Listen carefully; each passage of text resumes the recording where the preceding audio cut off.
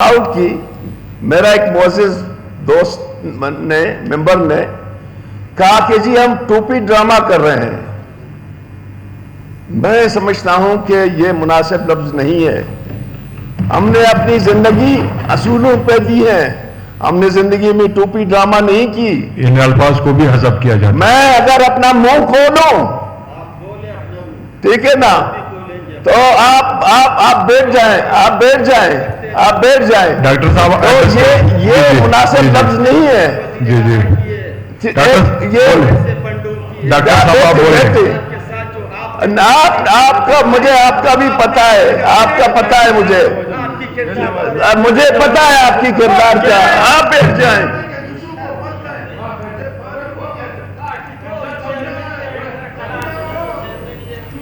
Order in the house please.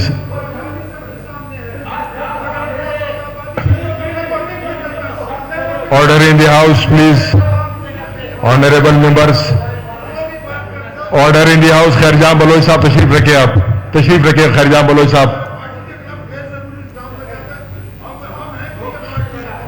खैरजाम Baloch साहब तशरीफ रखे, आप तशरीफ रखें, तशरीफ रखें। खैरजाम बलोच साहब, ये जवाब आप सारे हॉनरेबल मेंबर से जब हम ये रिक्वेस्ट करते हैं कि असेंबली को